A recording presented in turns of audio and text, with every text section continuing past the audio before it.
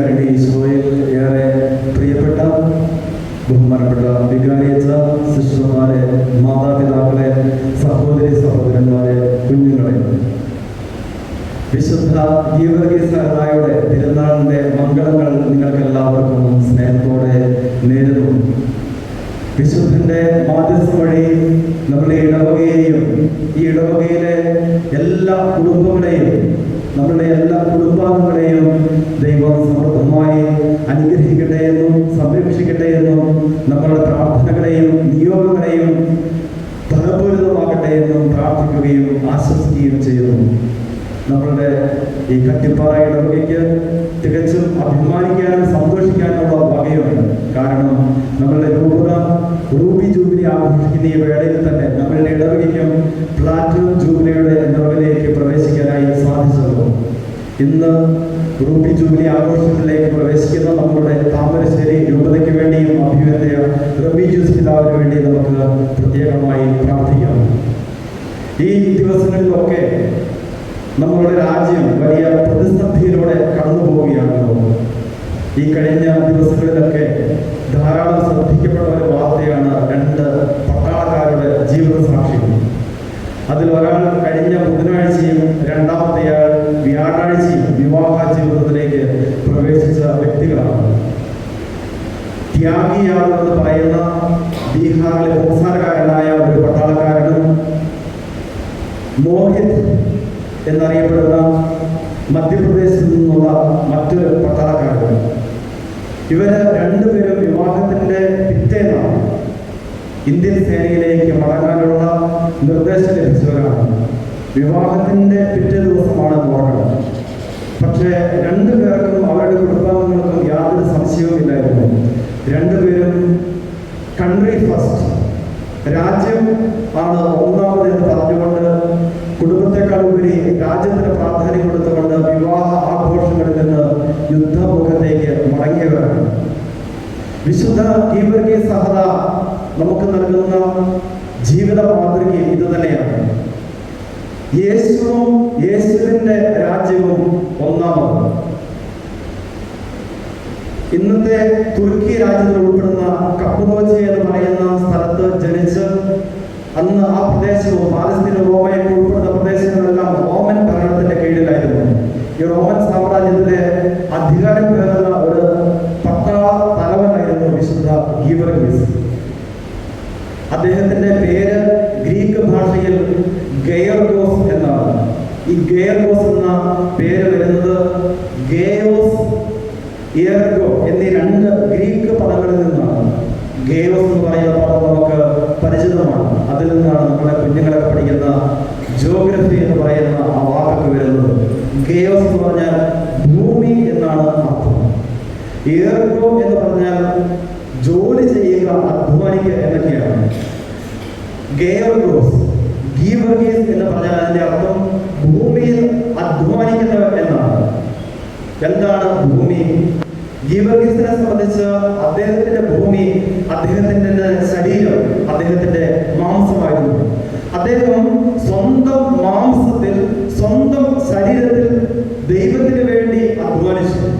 അങ്ങനെ സ്വർഗരാജ്യം പടുത്തുയർത്താൻ വേണ്ടി തന്റെ അവസാനത്തുള്ളി രക്തം പോലും ചിന്തുവാൻ അദ്ദേഹം സന്നദ്ധനായി. ഗീവർഗീസിന്റെ കബറിടം എവിടെയാണെന്ന് ഒരുപക്ഷെ നിങ്ങൾ കേട്ടിരിക്കും. അത് പാലസ്തീനയിലാണ്.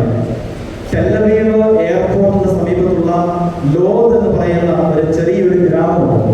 ആ ഗ്രാമത്തിൽ ഒരു ഗ്രീക്ക് ഓർത്തഡോക്സ് ദേവാലയമുണ്ട്, വിശുദ്ധ ഗീവർഗീസിന്റെ നാമത്തിലുള്ള ദേവാലയം. ആ ദേവാലയത്തിന്റെ അൽത്താരയ്ക്ക് കീഴിലുള്ള ചെറിയൊരു അറയിലാണ്, ക്രിപ്റ്റിലാണ് വിശുദ്ധ ഗീവർഗീസ് സഹദായുടെ കല്ലറയുള്ളത്. ആ കല്ലറയിൽ പല പ്രാവശ്യം പോകുവാനും പ്രാർത്ഥിക്കുവാനുമുള്ള ദൈവാനുഗ്രഹത്തിന് വിശുദ്ധനെ ഓർത്ത് ദൈവത്തിന് നന്ദി പറയുന്നു. പാലസ്തീനയിലെ ക്രൈസ്തവർ ഏറ്റവും കൂടുതൽ വണങ്ങുന്ന വിശുദ്ധരിൽ ഒരാളാണ് വിശുദ്ധ ഗീവർഗീസ്. ജെറുസലേമിലും ബെത്ലഹേമിലും ജെറീക്കോയിലും ഒക്കെയുള്ള ആ ഗ്രാമങ്ങളിലൂടെ സഞ്ചരിക്കുമ്പോൾ അവിടെയുള്ള ക്രിസ്ത്യാനികളുടെ വീടുകൾ തിരിച്ചറിയാൻ വളരെ എളുപ്പമാണ്. കാരണം അവരുടെ വീടുകൾക്ക് മതിലുകളുണ്ടെങ്കിൽ പ്രവേശന കവാടത്തോട് ചേർന്നും അതുപോലെ വീടിന്റെ പ്രവേശന കവാടത്തോട് ചേർന്നും വിശുദ്ധ ഗീവർഗീസ് സഹദായുടെ രൂപം കൊത്തിവെക്കും. എല്ലാ ക്രൈസ്തവ കുടുംബങ്ങളും അങ്ങനെ തന്നെയാണ്. കാരണത്തെക്കുറിച്ച് ഒരിക്കൽ അവിടെയുള്ള ക്രൈസ്തവരോട് ചോദിച്ചപ്പോൾ ഒരാൾ പറഞ്ഞത് ഇങ്ങനെയാണ്: ഞങ്ങളുടെ ഈ കുടുംബത്തെ സംരക്ഷിക്കുന്നത് വിശുദ്ധ ഗീവർഗീസ് പുണ്യാളനാണ്.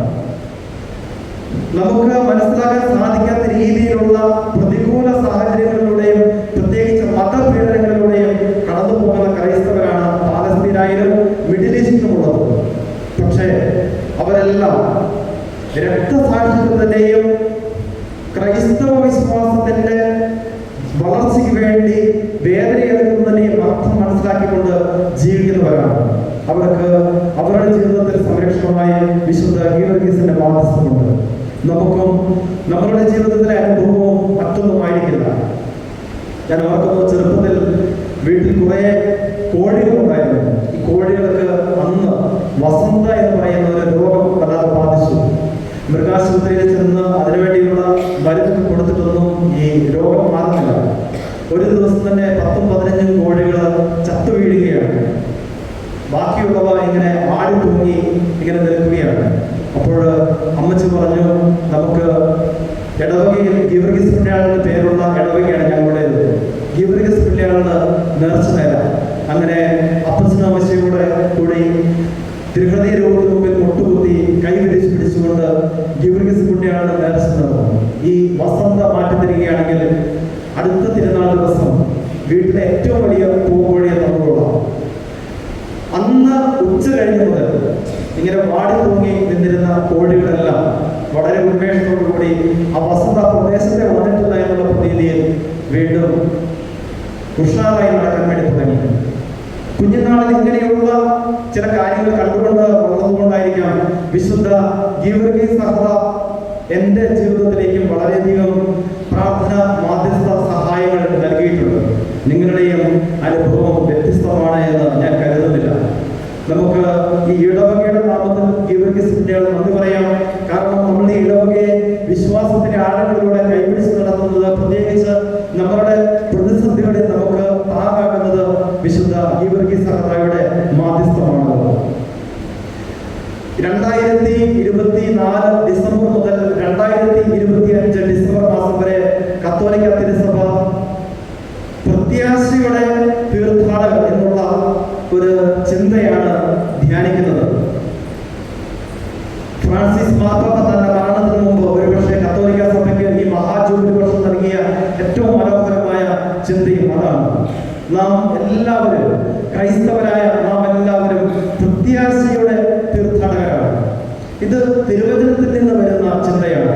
പഴയ നിയമത്തിലുടനീളം ജീവിതമെന്നാൽ, ദൈവജനത്തിന്റെ ജീവിതമെന്നാൽ ദൈവത്തിലേക്കുള്ള തീർത്ഥയാത്രയാണ് എന്നുള്ള ഒരു ചിന്തയാണ് നമുക്ക് ലഭിക്കുന്നത്. അതുകൊണ്ടാണ് ഉൽപ്പത്തിയുടെ പുസ്തകം 12-ാം അധ്യായം 1-ാം തിരുവചനത്തിൽ ദൈവം അബ്രാഹത്തെ വിളിക്കുമ്പോൾ അബ്രാഹത്തോട് ദൈവം പറയുന്നത്, ഞാൻ കാണിച്ചു തരുന്ന ദേശത്തേക്ക് നീ പോവുക. അബ്രാഹം തൻ്റെ പിതൃഭവനത്തെയും തൻ്റെ ദേശത്തെയും വിട്ടുകൊണ്ട് യാതൊരു ഉറപ്പുമില്ലാത്ത, എത്തിച്ചേരുമോ എന്ന് യാതൊരു ഒരു ചിന്ത പോലുമില്ലാത്ത ദൈവം കാണിച്ചു തന്ന വാഗ്ദത്ത നാട്ടിലേക്ക് യാത്രയാവുന്നു. പിന്നീട് ഈജിപ്തിലെ അടിമകളായിരുന്ന ആ ജനത്തെ വിമോചിപ്പിച്ച് ദൈവം അവരെ പാലസ്തീനയിലേക്ക് അയക്കുകയാണ്. അവിടെയും ദൈവം കൽപ്പിച്ചതനുസരിച്ച് അവര് ഈജിപ്തിൽ നിന്ന് അവർ പുറപ്പെടുകയാണ്. 40 വർഷത്തെ യാത്രയെക്കുറിച്ച് നമുക്കറിയാം. ഇതിനുശേഷം ഇസ്രായേൽ ജനം ആഘോഷിച്ചിരുന്ന ഏറ്റവും വലിയൊരു തിരുനാളായിരുന്നു കൂടാര തിരുനാൾ. ഈ കൂടാര തിരുനാൾ ദിവസം അവർ തങ്ങളുടെ ഭവനങ്ങളോട് ചേർന്ന് കൂടാരം കഴിച്ച് അവിടെയായിരുന്നു ഭക്ഷിക്കുകയും ഉറങ്ങുകയും ചെയ്തിരുന്നത്. അതിന്റെ പിന്നിലുള്ള കാരണം ദൈവം മരുഭൂമിവാസകാലത്ത് 40 വർഷം എങ്ങനെയാണ് തങ്ങളെ അത്ഭുതകരമായി പരിപാലിച്ചതെന്നും ദൈവിക സംരക്ഷണത്തിൽ തങ്ങളെ എങ്ങനെയാണ് തങ്ങളുടെ ജീവിതത്തിന്റെ അർത്ഥം ഈ ഭൗതികമായിട്ടുള്ള കാനാൻ ദേശം മാത്രമല്ല, അതിനപ്പുറത്ത് ഒരു സ്വർഗ സൗഭാഗ്യം തങ്ങൾക്ക് വേണ്ടി ദൈവം കരുതി വെച്ചിട്ടുമുണ്ട് എന്നുള്ള വലിയൊരു ബോധ്യത്തിലേക്ക് തങ്ങളെ തന്നെ കൊണ്ടുവരാൻ വേണ്ടിയാണ് അവർ കൂടാരത്തിൽ ആചരിച്ചിരുന്നത്. ഈശോയുടെ ജീവിതത്തിലേക്ക് നോക്കുമ്പോഴും, ഈശോയെ വളർത്തിയ തിരുക്കുടുംബത്തിന്റെ ജീവിതത്തിലേക്ക് നോക്കുമ്പോഴും ജീവിതം ഒരു തീർത്ഥാടനമാണ് എന്നുള്ള ചിന്തയാണ് നമുക്ക് ലഭിക്കുന്നത്. കാരണം തന്റെ ഉദരത്തിൽ ഉണ്ണീശോ ഉരമായ അതേ നിമിഷം തന്നെയാണ് തന്റെ ഇളയമയായ എലിസബത്തിനെ ശുശ്രൂഷിക്കാനായുള്ള വിളി ഏതാണ്ട് 160 കിലോമീറ്ററുകൾ യാത്ര ചെയ്തുകൊണ്ട് മാതാവ് നസ്രത്തിൽ നിന്ന് ജെറുസലേമിനടുത്ത് ഐൻകരം എന്ന സ്ഥലത്തേക്ക് പോവുകയാണ്. പിന്നീട് പൂർണ്ണ ഗർഭിണിയായ മാതാവ് യോസേപ്പിതാവിന്റെ സഹായത്തോടുകൂടി ബെത്ലഹേമിലേക്ക് വീണ്ടും ഒരു 170 കിലോമീറ്ററോളം യാത്ര ചെയ്യുക നിറവയറുമായി.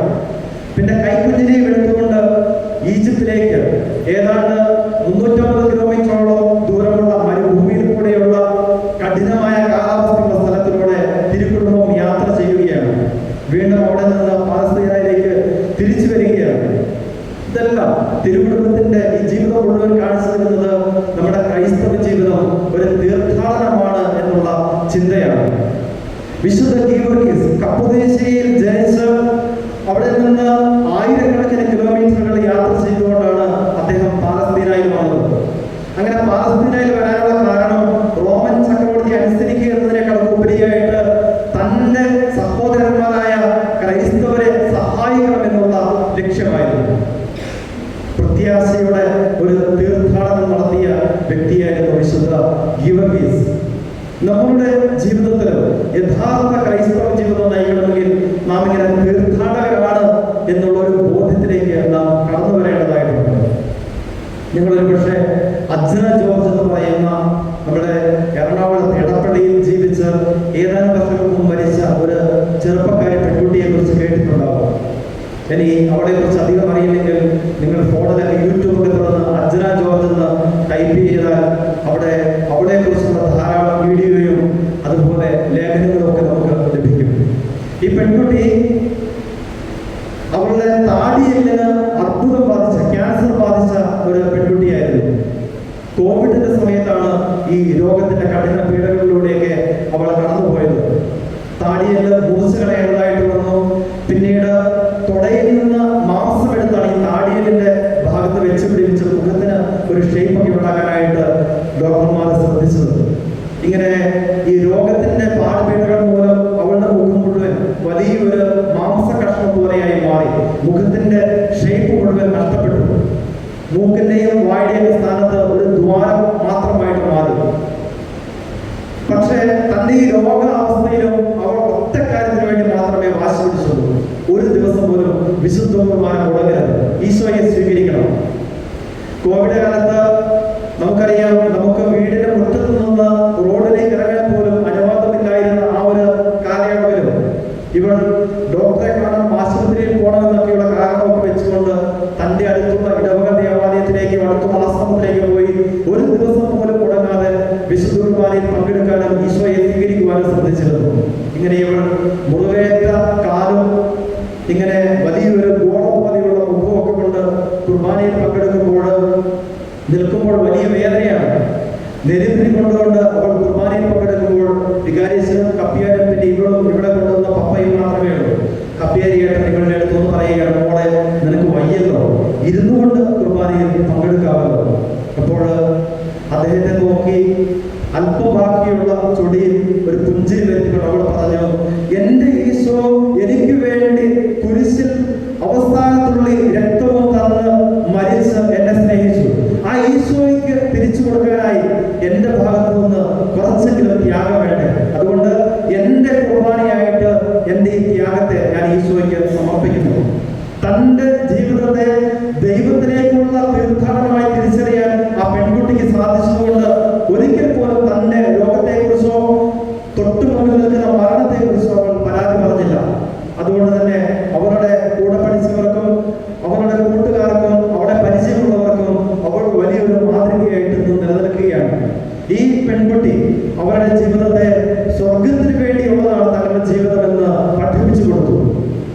പ്രിയപ്പെട്ടവരെ, നമുക്ക് യഥാർത്ഥ ക്രൈസ്തവ ജീവിതം നയിക്കാൻ സാധിക്കണമെങ്കിൽ ഈ ലോകത്തിലെ നമ്മളുടെ ജീവിതത്തെ കുറിച്ചുള്ള യഥാർത്ഥമായ ബോധ്യം ഇവിടെ തീരാനുള്ളതല്ല നമ്മുടെ ജീവിതം എന്നുള്ള ഒരു ബോധ്യം നമുക്കുണ്ടാകണം.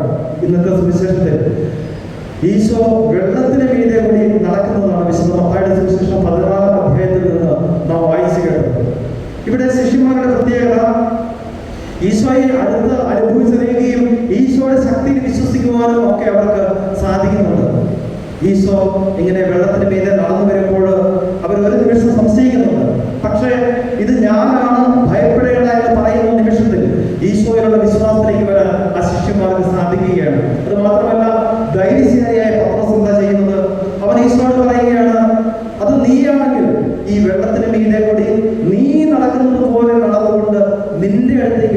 നീ കൽപ്പിക്കുക. ഈശോ പറഞ്ഞു, നീ വരിക.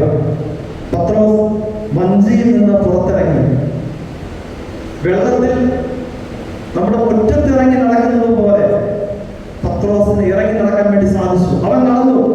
ഈശോയുടെ നേരെ പത്രോസ് നടന്നു ചെന്നു. ഒരു നിമിഷം പത്രോസിന്റെ ശ്രദ്ധ മാറി. ഈശോയിലേക്ക് നോക്കിയിരുന്ന അവന്റെ കണ്ണുകൾ ഒരു നിമിഷം ചുറ്റും അടിക്കുന്ന കാറ്റിലേക്കും ഇളകി മറിയുന്ന കടലിലേക്കും മാറിയപ്പോൾ പത്രോസ് വെള്ളത്തിൽ താഴ്ന്നുപോയി. പത്രോസിന്റെ വെള്ളത്തിന് മീതെ നടക്കാൻ സാധിച്ചു. പക്ഷെ അവന്റെ ശ്രദ്ധ ഈശോയിൽ നിന്ന് മാറിയ നിമിഷം അവൻ വെള്ളത്തിൽ താഴ്ന്നുപോയി. പക്ഷേ വെള്ളത്തിൽ വീണ് മുങ്ങിത്താണ് അവിടെ മരിച്ചു പോകാൻ പത്രോസ് ഇഷ്ടപ്പെട്ടില്ല. അവൻ എന്താ ചെയ്തത്? അവൻ ഈശോയുടെ നേരെ കൈനീട്ടി, കർത്താവെ രക്ഷിക്കണമേ എന്ന് പറഞ്ഞു. ആ നിമിഷം ഈശോ കൈനീട്ടി അവനെ പിടിച്ച് വെള്ളത്തിൽ നിന്ന് ഉയർത്തി. എന്നിട്ട് ഈശോ അവനോട് ചോദിച്ചു, അല്പവിശ്വാസി, നീ സംശയിച്ചതെന്ത്? പത്രോസ് ഇങ്ങനെ ആടി ഉലയുന്ന തന്റെ ജീവിതത്തിലെ ആ കുറവിലും ഈശോയെ നോക്കി ഈശോയെ വിളിക്കാൻ പത്രോസിന് സാധിച്ചു. ഈശോയെ വിളിക്കാൻ സാധിച്ചതുകൊണ്ട്, ഈശോയിലേക്ക് വീണ്ടും പോകുവാൻ പത്രോസിന് സാധിച്ചതുകൊണ്ട് പത്രോസിന്റെ ജീവിതം രക്ഷിക്കപ്പെട്ടു. വിശുദ്ധരുടെയൊക്കെ ജീവിതം നമ്മളോട് പറയുന്നതാണ്, ഈശോയിൽ മാത്രം കണ്ണുകൾ ഉറപ്പിച്ചുകൊണ്ട് നമുക്ക് മുന്നോട്ട് പോകാനായി സാധിക്കണം. ഈശോയിലിങ്ങനെ കണ്ണുറപ്പിച്ച് മുന്നോട്ട് പോകുമ്പോഴേക്കും ലോകത്തിൽ മറ്റു പ്രശ്നങ്ങളൊക്കെ കടന്നു വരും. അത് ജീവിത പങ്കാളിയുടെ ജീവിതത്തിൽ നിന്നുള്ള കുറവുകളാകാം, മക്കളെ കുറിച്ച് ഓർത്തുള്ള നമ്മുടെ സങ്കടങ്ങളാകാം, സാമ്പത്തികമായിട്ടുള്ള നമ്മുടെ കഷ്ടപ്പാടുകളെ കുറിച്ചുള്ള പ്രാരാബ്ധങ്ങളെ കുറിച്ചുള്ള ആകുലതകളാകാം, രോഗങ്ങളാകാം. ഇങ്ങനെ പല രീതിയിൽ നമ്മളുടെ ശ്രദ്ധയെ, നമ്മളുടെ കണ്ണുകളെ ഈശോയിൽ നിന്ന് മാറ്റിക്കളയാനായി ഇങ്ങനെ ജീവിതത്തിൽ നിരന്തരമായിട്ടുള്ള അവസരങ്ങൾ വന്നേക്കാം. പക്ഷെ അപ്പോഴൊക്കെ ഈശോയിൽ നോക്കി പത്രോസിനെ പോലെ കർത്താവെ രക്ഷിക്കണമേ എന്ന് പറയുകയാണെങ്കിൽ നാം ഒരിക്കലും ചുറ്റും കൊടുങ്കാറ്റുണ്ടാകാം, വെള്ളത്തിന് മീനെ കൂടിയാകാം നടന്നു പോകുന്നത്. അത് നിലയില്ലാത്ത വെള്ളവുമാകാം, പക്ഷെ താന്നു പോകില്ല. ഈശോ കൈ പിടിച്ച് നമ്മെ നടത്തിക്കൊള്ളും. വിശുദ്ധ കൊച്ചുത്രേസ്യ ജീവിതത്തിൽ നിന്നുള്ള മനോഹരമായ ഒരു സംഭവമുണ്ട്.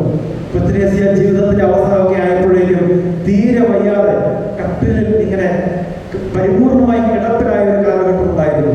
അപ്പോൾ കൂടെയുള്ള സിസ്റ്റർമാരാണ് മാറി മാറി കൊച്ചുത്രേസ്യയെ ഇങ്ങനെ സഹായിച്ചുകൊണ്ടിരുന്നത്. ഓരോ സിസ്റ്റർമാരെ മാറി മാറി വരും.